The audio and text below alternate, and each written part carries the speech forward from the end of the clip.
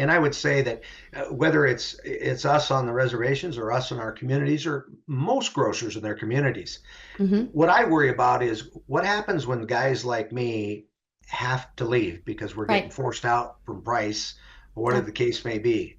Anybody, but I mean, who's going to now sponsor that ball team? Who's going to donate to the local food Yeah. pantries? Yep. Who's going to employ those people? Who's going to help when somebody's house burns down? It's that grocery store. We are the lifeblood of those communities. And once your grocery store goes, so goes the town, in my Yep. opinion.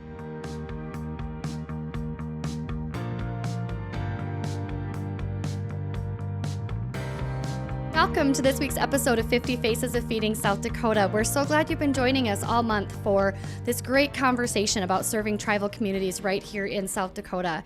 You know, we are about halfway through our acknowledgement of our 50th anniversary, and we've talked about a lot of ways that the organization has evolved over those 50 years, how we started from a food pantry and a food bank and are now the state's largest hunger relief organization and only food bank. And I bring that to you today because I think that's a really great segue into today's guest, RF Bowie, who has been part of a family owned business and also seen the same kind of evolution and growth in service to community. So thanks for having us today, RF. Why don't you start by telling us a little bit about yourself? Sure, sure. My name is RF Bowie. I am a fourth generation grocer. My great grandfather started GF Bowie Company. His name was Gus Francis in 1905. And Wow. I'd love to tell the story. So, I'm pretty proud of the fact that we've been operating in Indian country for nearly 120 years. I always say Mm. that it will be 120 in November if I don't screw it up before that. So, but I but think you're our going to name do okay. my name is spelled Buche, which Hmm. I think it used to be pronounced Boucher. Oh, But my great grandfather, when he came over to the Yankton Sioux Reservation, his his friends, or colas as they would say in Lakota, kept calling him Bowie. So he just left the name. So there you um, go. kind of a cool little story. Yeah. Um, we uh, we've been through all four generations. My great grandpa, my grandpa, my dad, and now myself since 2000 have been operating this company. Uh, my grandpa worked his way and had about 17 or 18 stores at one time until the Depression hit, and it wiped out all but three stores. And I'm pretty proud of the story that my great grandpa, not only paid every invoice, he paid every invoice on time. And Wow. so that I think speaks to Yeah. the character of our family name that I've grown up into, Hmm. Hmm. and we always do the right thing. Yeah. Um, Today we'll be opening our 26th location here in about a couple weeks in July on the Lower Brule reservation. We've got an agreement that we're doing. We're kind of a partnership with the Lower Brule tribe, so we're really excited about that. Um, yeah, that's who we are. We're mostly in grocery and convenience. We've also got some hardware stores, and Al's Oasis is also ours. Al's Oasis, iconic right there. It, So that's, I mean, great history on your company. Talk a little bit about the work that you do because you're involved in a lot of things beyond just running these grocery stores and hardware. This great organization. Talk a little bit about what else you do on a state and national level. sure, sure. Um, well, on a state level, I'm on the board of directors for South Dakota Retailers.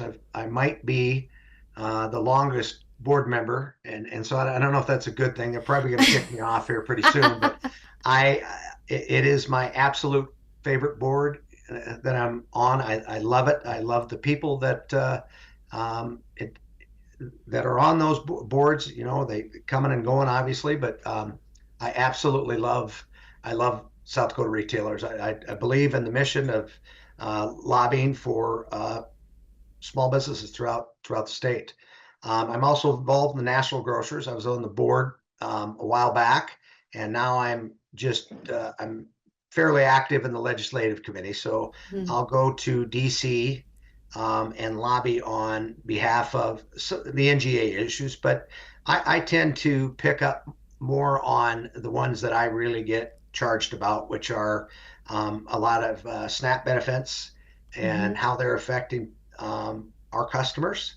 Mm-hmm. And also, I'm very passionate about the Robinson-Patman Act, which is an act in Congress from 1936 that is not being enforced today, which puts all grocers on a level playing field. And that isn't being enforced today. And so I could talk to you about that for 5 hours. But yeah, I do not believe that it's fair that my customers in the poorest county in the United States have to drive Mm-hmm. 70 miles because we've got a big box retailer like a Walmart that is squeezing the suppliers so much that suppliers have to turn around and charge us more.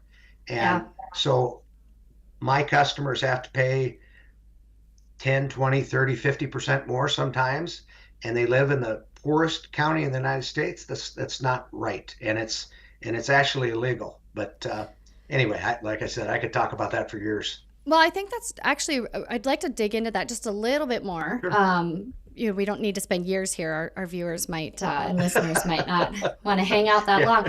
But, we have had discussion on this podcast about rural hunger and how rural hunger is different because food access is harder because, as communities shrink, so do businesses, and businesses leave those communities, and that makes it harder. And grocery stores are a hot topic. Like you said, when these larger stores come in, these box stores come in, and they're able to provide, more than groceries. It's kind of that one-stop shop. People tend to gravitate toward that, even if they have to travel a little bit further to do it, and that hurts the local grocer. And so I think what you're sharing really is a great way to help people understand that because Sure, I sure. I hear often, well, groceries are so expensive in my town, and I have to go, to your point, 70 or 100 miles away to get something that's less expensive. And it's not necessarily that grocer in that town is driving the price up to, make a profit on that community. There are real challenges to that. Do you want to talk a little bit about that?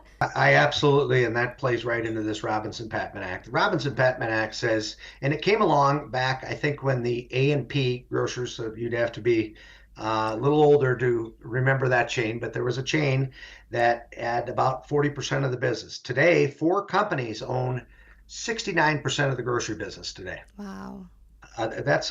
That's a big number and can control a lot of stuff. And so the Robinson-Patman Act came back in 1936 and said to the A&P basically, and just said, look, you are driving grocers out of rural communities throughout this Mm-hmm. country, and we don't want that to happen anymore.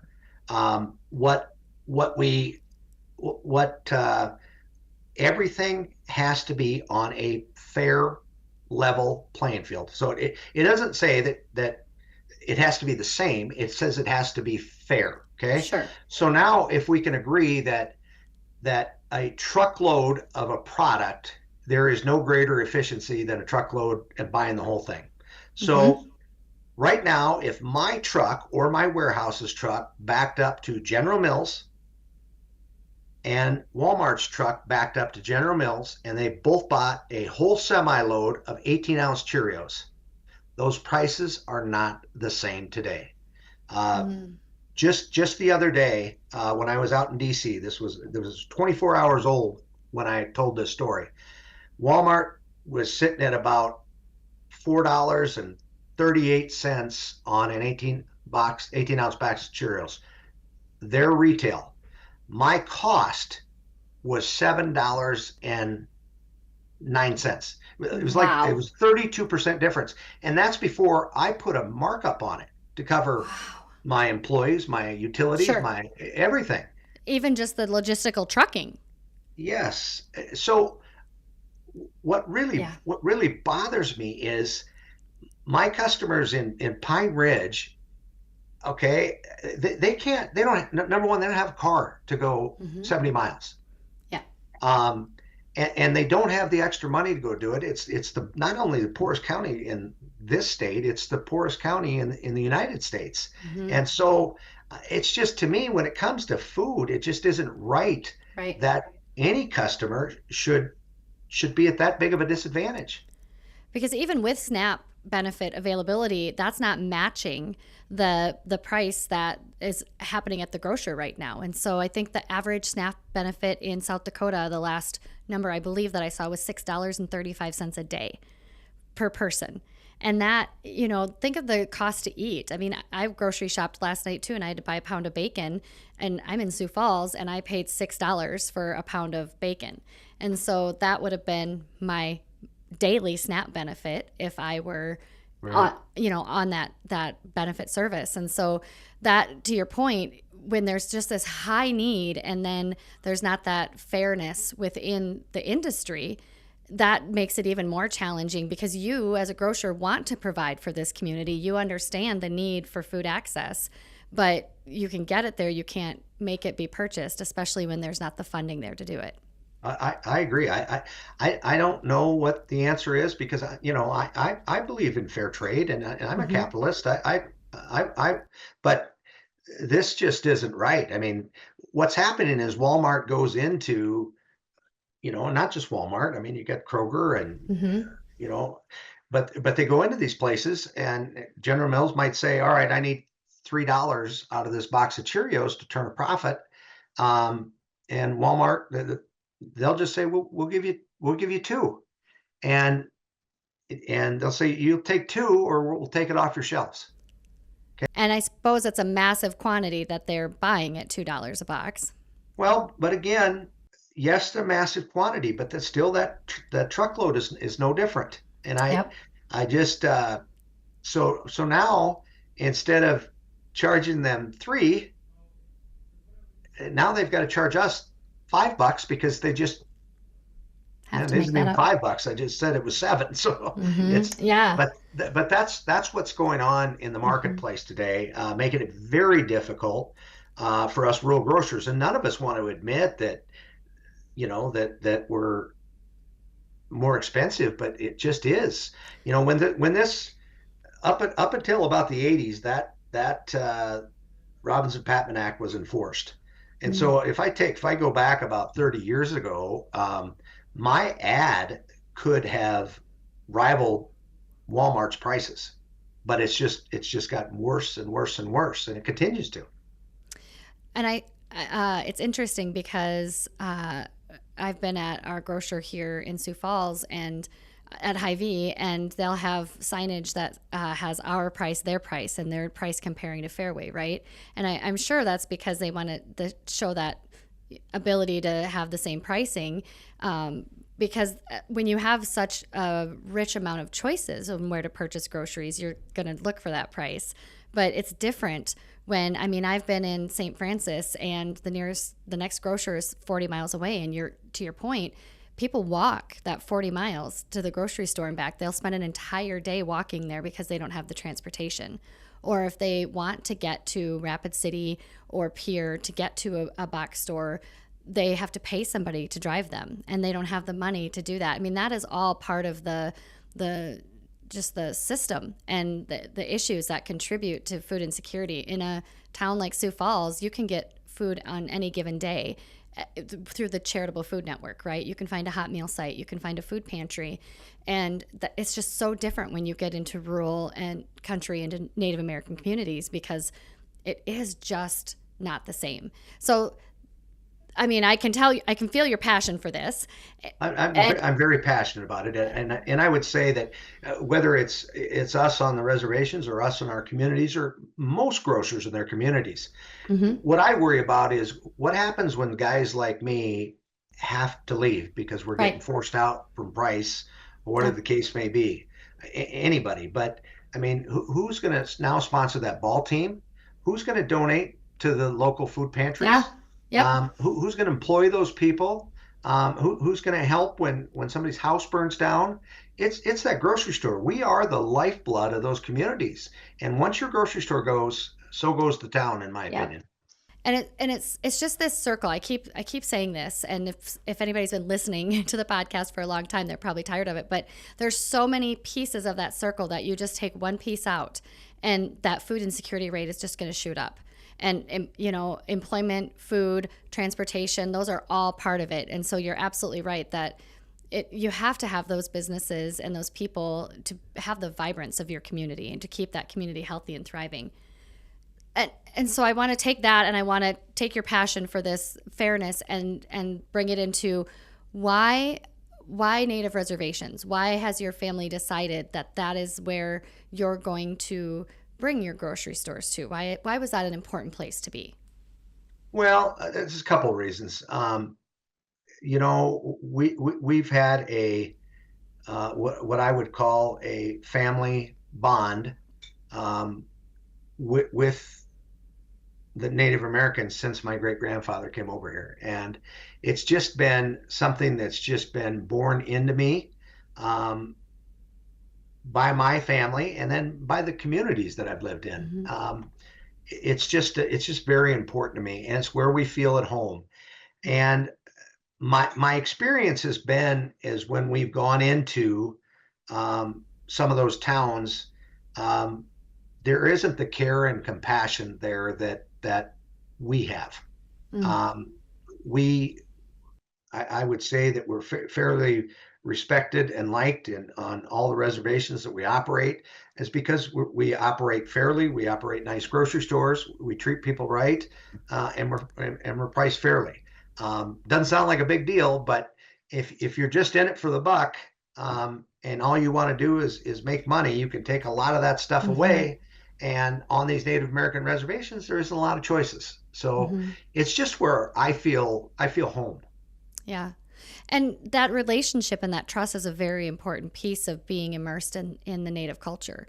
I mean, that doesn't come from ease. And we've had conversation with some of our partners on reservation and land that have talked about how there are other places that come and they show up and they drop off food and they're maybe there once or twice, or they bring clothes and then they never come back. And it feels like they're there just for the visuals of it. But then there are organizations like Feeding South Dakota that continue to show up and continue to be a part of it and try to understand how we can best serve those communities. And that is what helps the success of the community, right? That trust and that relationship builds transparency, and it builds the ability to work together for better. So, what types of creative solutions have you seen? We talked about transportation being an issue. We talked about the span between grocery stores and that availability of food. What kind of creative things have you seen happening within your areas to try to help mitigate some of that? Well, we've tried and we've done a few things.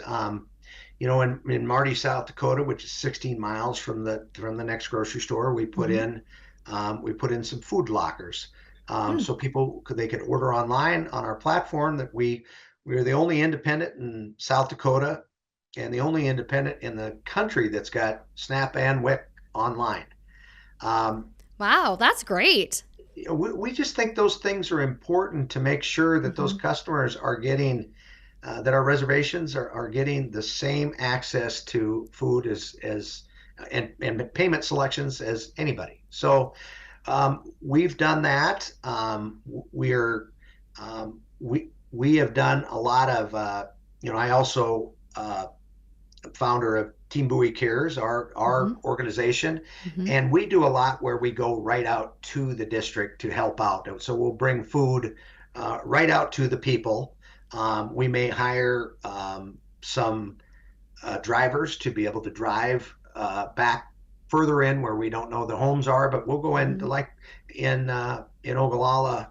Um, Ogallala Sioux tribe, there's 9 different districts, and we'll go to that district hub and then centralize the food and then get it out from there. Mm-hmm. So it takes a lot of knowledge, both the reservation itself and the people to be able to get that stuff done. Mm-hmm. Because you know I might know the people to call to help get it out, but they might know 15, 20 families that live Hmm. far back that can't get to the district or whatever the Right. case may be. So it takes a lot of a lot of local knowledge and a lot of local experience to get those things done. Hmm. So, we've, we've, your distribution model is a lot like our distribution model, right? Our mobile distributions that come to the community with the food and get it out. And we have agency partners that are doing some really great creative things toward food sovereignty. And I think of one of our partners in Kyle, South Dakota, who has really worked on building community gardens and then taken that a step further to do a farmer's market type of thing, where then now there's not just food access, but there's revenue coming from that project. Do you think, as I think about it, that seems like a really good solution to some of the challenges, especially those communities who are so far away from a grocer. But that too comes with challenges of water access and just having the equipment and somebody who can guide you through how to keep your garden growing. Listen, I've tried to have a garden 3 times and it has not once have I harvested a vegetable. That's not true. I think I got zucchini once, a lot of Well, zucchini. great job, great job. So it's That's not, more than I've gotten. but it's not as easy as people think it is, right? I think, for people who don't worry about what their, what their cupboards are going to look like or their next meal, they think it's just that easy as planting a garden or, driving to a grocery store, but it's really not. It's not. I mean, and then there's education on how to cook and Hmm. what to cook, and I think that I think there are a lot of things, a lot of partnerships that can work together on these things. But it's some work, but I think it can be done. And the food sovereignty movement is great, and I hope to you see some success with movement in the fair pricing too. But we still have to provide food right now. I mean, there's still food that has to be provided to meet the need while that work is being done. And that's such an important thing I like to drive home to people is when you, to your point, Pine Ridge, like you look at people who need food, there are people there who need food in many places, right? But particularly children. There are a lot of children. I mean, when we talk with partners, a lot of times when people get to that early adulthood, they'll leave the reservation and go to Sioux Falls or Rapid City or Pierre to get work. They leave that reservation and often come back in older adulthood. But in the meantime, there are a lot of children there who are facing this situation that don't have the ability to change their situation. And I know you've done some work with kids too to help with food access. Do you want to talk a little bit about that?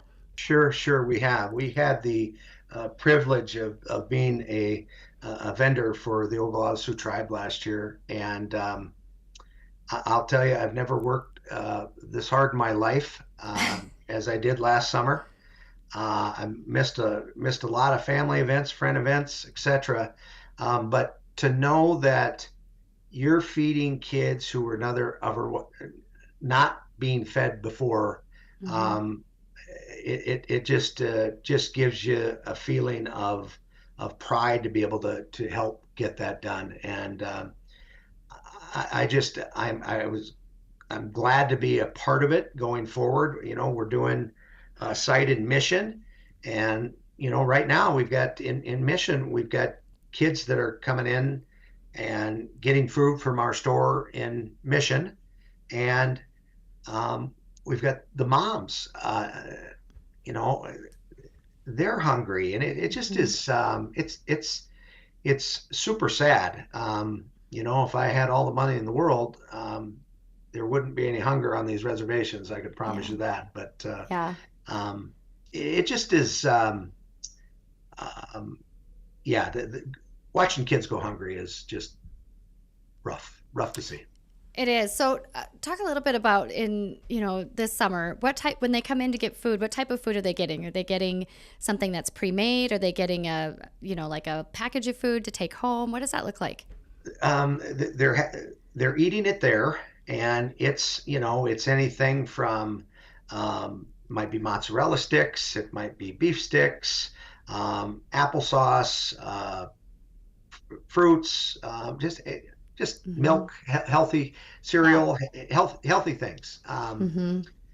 So they get a variety. We try and mix it up so they've got some different things to eat. And yeah, it's we do a snack I think for 2 hours from 1 to 3, and then we do supper from 3 to 7. Nice. And do you find that there's a desire for culturally specific foods, or like you're naming things that aren't necessarily what you would consider native foods, right? Do you find that that's a desire within the tribal nations?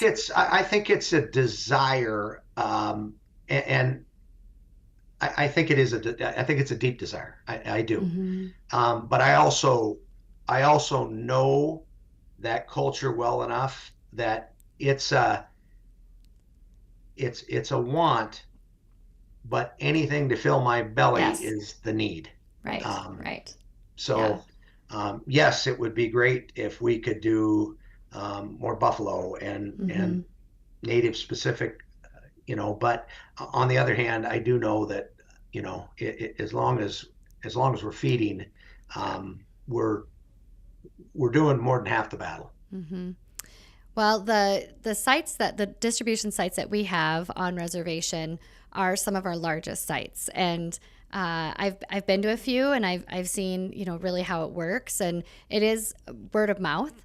People will be in line, which we see in many communities, and they'll go through the distribution and see what the groceries are, and then like the word goes out, and oh, there's pork loin today, or there's bananas or something like that, and all of a sudden the line has gotten much longer, and so sometimes it's just that people forget that today's the day of the distribution, or things like that, but it definitely shows that need, and that before our episode, you and I were talking a little bit about unemployment rates, and all the things that impact that. And I just feel like when you look at tribal nations, it's all just exacerbated. It's just a little bit greater and a little bit bigger.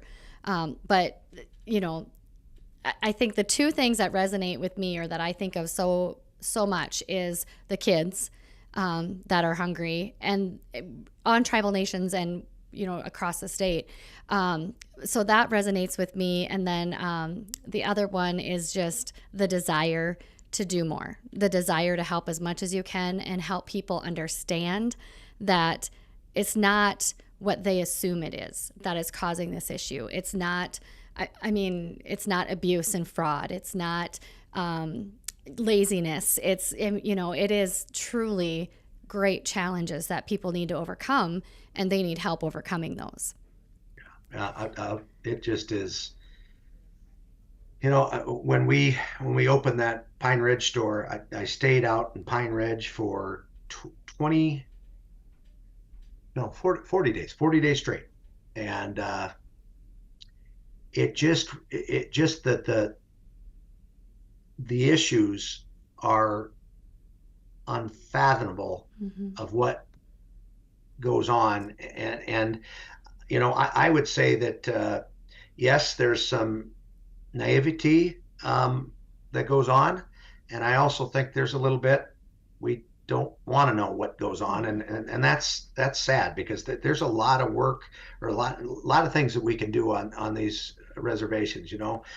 The situations out there are just so much bigger than I think what normal says. What um, outside those reservations are. It's just exacerbated, and Mm-hmm. um, it's difficult to watch.